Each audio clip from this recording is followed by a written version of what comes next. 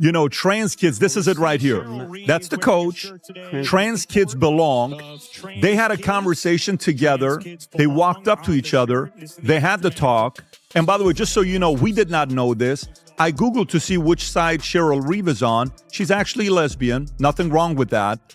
But they're having a conversation here to the left. That's Sophie and her talking. Then the post-game interview, she's being interviewed, the coach, and the question is asked. And here's what the coach had to say of the opposing team. If you can go to what the coach had to say of the opposing team in the post-game. Buddy, drop whatever you're doing and listen closely, because the WNBA has found itself at the center of another controversy that's taking over basketball conversations online.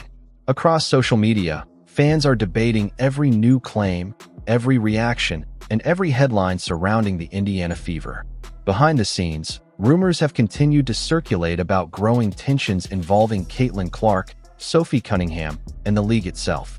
While many of the most dramatic stories remain unverified, they have sparked intense discussion across the basketball world. Reports shared online claim that frustration inside the Fever organization has been building for weeks following physical play, public criticism, and several off-court controversies. But what really accelerated the debate was the reaction to the Trans Kids Belong warm-up shirts worn before games. The issue quickly expanded beyond basketball, with supporters and critics offering sharply different opinions across social media. Some online commentators even claimed that Sophie Cunningham became the focus of increased criticism because of her previously stated views on women's sports and player safety. Those claims have not been confirmed by the league or the team, but they fueled another wave of speculation involving Clark and the Fever. Stay with us until the very end, because we're breaking down the biggest claims, the public reactions, and what has actually been confirmed so far. If you enjoy this kind of basketball coverage, hit the subscribe button, leave a like, and join the Pulse Hoop community. To understand why this story has generated so much attention, we have to go back to what happened in Seattle. Before tip-off, several players and coaches were seen wearing Trans Kids Belong shirts during warm-ups, a decision that immediately became one of the most discussed moments of the week. What began as a pre-game display quickly evolved into another heated debate online, with fans arguing over sports, player expression, and the growing intersection between basketball and broader social issues. And there are some things that, you know, we have in common, and maybe some things you differ on, just like any issues. And I think it's how you handle things. And so... You can pause it right there. I want you to now watch what Clark's nice coach had to say when she was questioned. This is Clark's coach. Okay, go for it. Your stance on men or athletes who test as biological male participating in women's sports? What's your personal Let's watch stance? her answer. Yeah, I mean, I don't know that I would say that I'm educated enough from a scientific standpoint. I don't ever believe that exclusion is an answer. I just don't. Oh my. No, but wait a minute. You got to keep playing it. Is this the only clip we have? Oh, okay. I think that's it. Because she says, I used to play with men when I was a kid. I always played with men when I was a kid. And she answers the question like, you know, I'm not a scientist. I'm not this. I'm not that. And then the game's being played yesterday. Sophie Cunningham gets hit in the face by an elbow that pretty much almost like massive foul. They called the foul on it's a defensive on foul. her. I don't even know if we can even play this clip or not. If you know. According to claims that have circulated widely online, the controversy intensified when Sophie Cunningham became one of the most talked about players in the league. Some reports allege that after she continued standing by her previously expressed views, criticism surrounding her only grew stronger. Those claims remain unverified, but they quickly spread across social media, where supporters and critics debated her role in the ongoing controversy. Other online accounts suggested that Cunningham faced increased scrutiny from opposing fans and became a focal point during several games. Some fans argued that officiating and interactions from opposing benches appeared unusually intense, while others disagreed, pointing out that no official findings have supported those allegations. As the discussion gained momentum, many supporters portrayed Sophie as a player willing to embrace pressure while continuing to stand up for her teammates. Whether that perception is entirely accurate or not, it became a major part of the public conversation surrounding the Fever. The debate reached another level following one particularly physical game, where social media filled with unverified stories claiming emotions were running high inside Indiana's locker room after the final buzzer. According to those online accounts, the atmosphere was tense as players processed another emotionally charged night. Some posts even claimed that Sophie appeared frustrated after everything that had unfolded throughout the game, although no official source has confirmed those descriptions. At the center of the speculation was Caitlin Clark, who has remained largely focused on basketball despite months of intense attention. Viral posts suggested that seeing a teammate under heavy public scrutiny may have deeply affected Clark, leading fans to speculate about what conversations may have taken place behind closed doors. However, there is no verified evidence confirming that any confrontation occurred inside the locker room or that league officials were present as described in those online stories.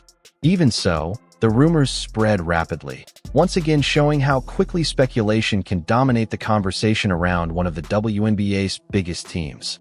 In our society, we have to still play this trans kids belong. And listen, I pray for those people. I pray for those people that are confused. My heart goes out to them. I literally pray all the time. Like, let them figure it out. Talk to somebody that's going to do it instead of them patting you on the back and saying, you know what? Take your breast off or chop your penis off. And the majority of those people have freaking depression and they wind up killing themselves. Or if not, they wind up shooting up places and they call us transphobic.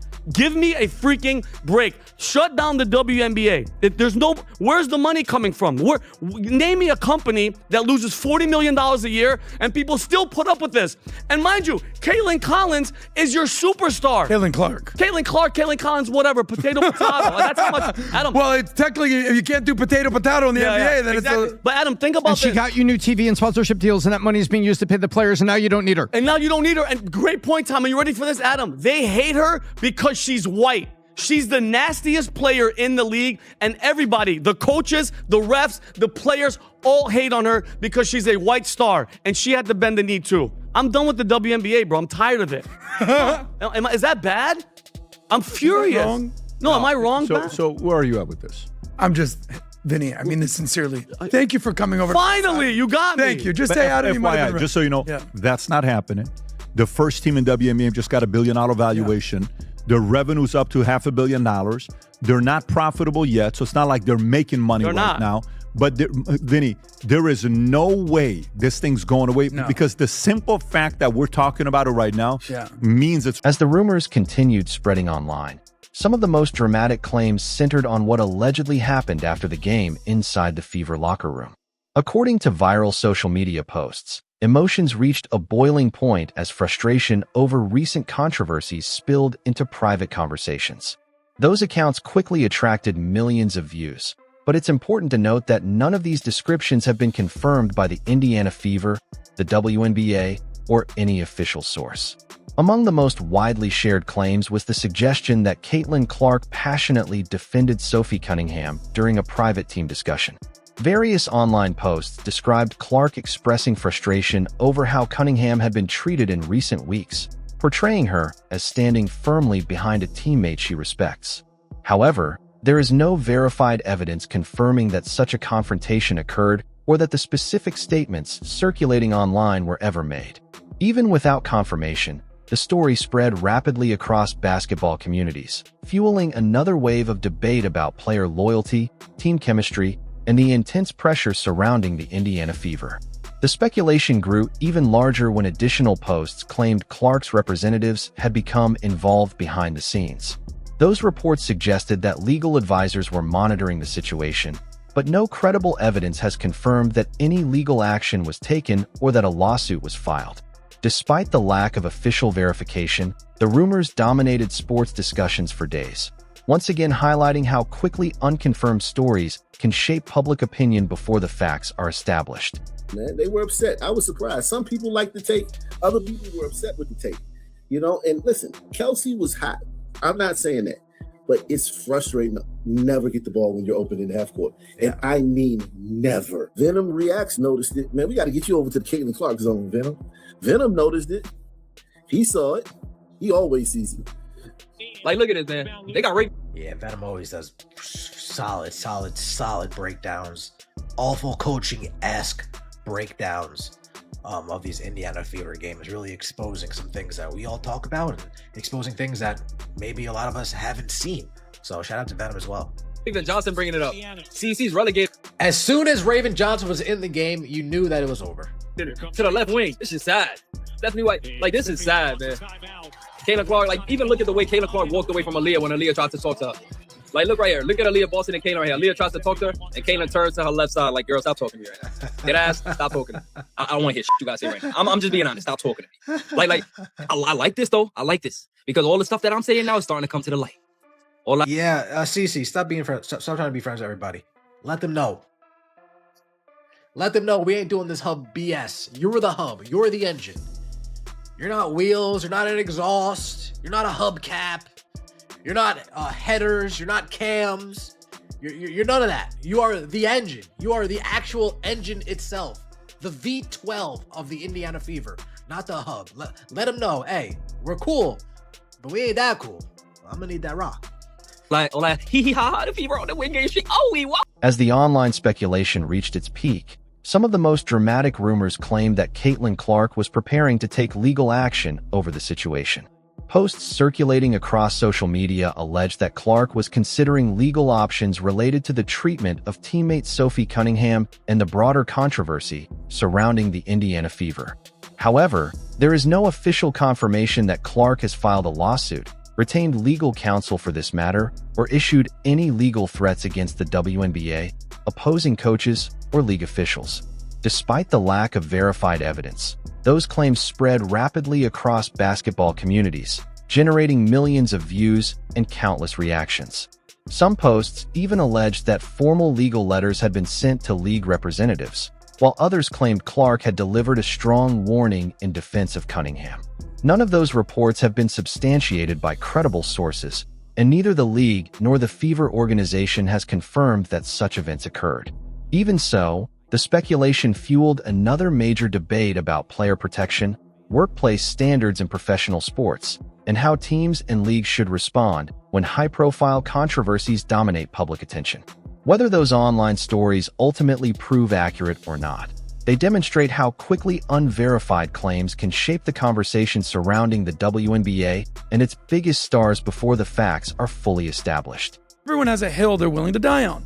We've talked about this. We all have our hills. The WNBA has basically said, this is the hill we're willing to die on because the L, the G, the B has been grouped in with that T, and they need to basically protect that T. And in the NBA, because I'm the local NBA guru over here, we know. Yeah. You know, they say, you live by you say you live by the 3 and you die by the 3, right?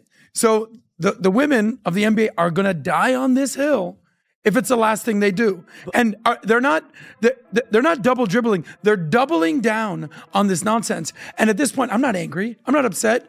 I'm sitting there eating my popcorn just being like, you have this generational talent, Caitlin Clark, and you're running her out of the league. And you have this beautiful person, Sophie Cunningham, who's basically saying, listen, I'm just a normal person. I'm not political. I just don't want dudes in the locker room with me. And they elbow her in the face and they go, that's a foul on you. Yeah, shut your mouth. Oh, God. So I don't believe they're doubling down, Adam. But here's why. You're right, but I disagree on this angle.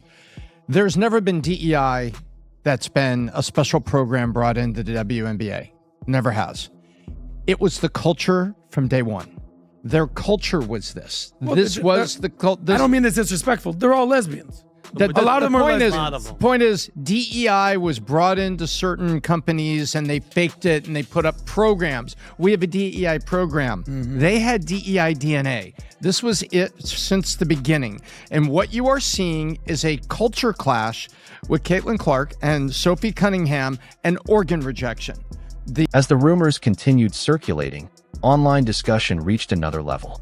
Social media was flooded with posts claiming the WNBA had been thrown into crisis because of the controversy surrounding Caitlin Clark, Sophie Cunningham, and the Indiana Fever. However, many of the most dramatic claims remain unverified. There is no official evidence that league operations have been disrupted, that legal proceedings are underway, or that disciplinary action has been taken against any coaches in connection with these rumors. Even so, the speculation generated enormous attention across basketball communities, with fans debating what the league's response should be if future controversies of this nature arise. Supporters of Cunningham praised her reputation for standing by teammates, while many Clark supporters argued that star players deserve stronger protection during games. Others urged caution, reminding fans that online rumors should not be treated as established fact without confirmation from the league or the teams involved.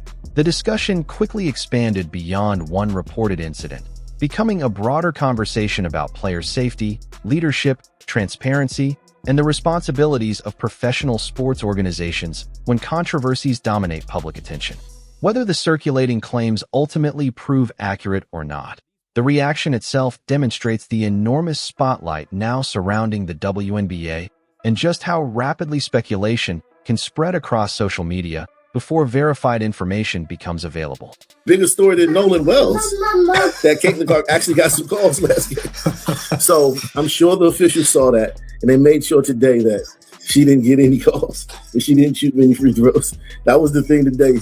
You refs got to stay off Twitter, man. So reactive in this league, man. What a league this is, man. But yeah, this was all game.